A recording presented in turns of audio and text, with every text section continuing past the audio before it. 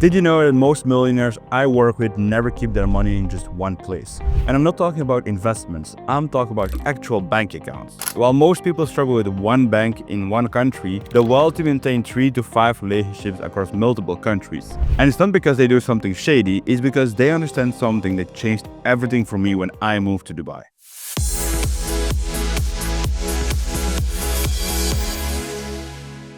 Hi, I'm Zach and I run a company called Emifast. If you're watching this, you probably care about keeping more of what you earn. And that's exactly why I started this channel, to help entrepreneurs like you maximize income/taxes with smart global strategies. And after 6 years in Dubai, helping clients from over 40 different countries, I have seen something alarming. People who rely on just one bank account are taking a massive, unnecessary risk with their money. I keep multiple accounts across different jurisdictions and it saves me from disaster more than once. The banking world isn't what it used to be. 10 years ago, you could walk into your local branch, open an account and never worry about it again. But today, banks freeze accounts without warning. They close accounts of perfectly legitimate businesses because they're too risky. And they ask strange questions about your money and it's actually not even their business. Last month, one of my clients, a complete legit e-commerce business owner, had his entire account blocked for 37 days. And the reason? He received a payment from a new supplier in Singapore that triggered some automated flags in the system. That was 37 days with zero access to his business funds. Now imagine what that would do to your life.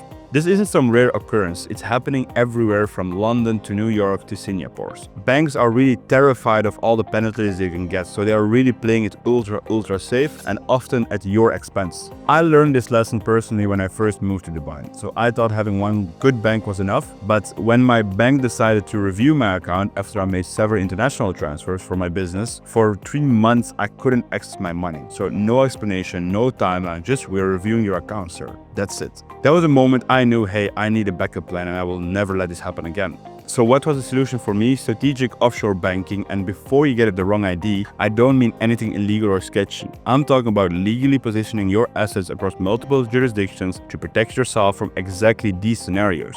There is this massive misconception that offshore banking means doing something illegal or hiding money, but that's complete nonsense. If you pay your taxes and you declare your accounts properly, there's absolutely nothing wrong with having bank accounts outside of your home country. It's actually one of the smartest financial moves you can make, especially if you're a business owner or an investor or somebody who values actually having access to your own money. And what's crazy is that offshore banking isn't just for the ultra wealthy anymore. So yes, you have some private banks, for example, in Switzerland, they still want multi-dollar deposits, but today you really have excellent options with very reasonable requirements. So some banks in Georgia or in Lithuania, for example, they will let you open an account with as little as 1,000 euros. And when I opened my first account in Singapore, I thought it would be this enormous hurdle. The entire process took less than a week and it cost under 500 euro in fees. Now, I help our clients to do this every single day. Choosing the wrong jurisdiction is a mistake I see constantly. So people hear Singapore or Switzerland and they think they're great banking hubs, what it is,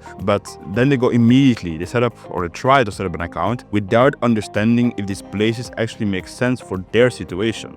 So you need to look at the legal environment first. So countries with strong rule of law and a history of respecting property rights. The banking system needs to be solid with well-capitalized banks, and tax implications matter too. So certain jurisdictions make more sense depending on your residency and citizenships. Now, privacy laws vary dramatically between countries, so some still offer reasonable financial privacy, while others share everything automatically with your home country. Account opening requirements depends really from which country are we going to. Do we need to open remotely, while others really demand you to fly in person? I discovered that this the hard way when I flew to Luxembourg for what I thought would be a quick account opening, only to find out they need documents I didn't bring. So a complete waste of time and a complete waste of the trip as well. That's why documents preparation is crucial. At minimum, you need your proper ID, proof of address, sort of funds documentations, maybe even audits, and sometimes the reference letters. For business accounts, you need corporate documents, ownership structure, the business plan, and it's a lot, but it's really necessary. Now, compliance is where everything has changed in banking.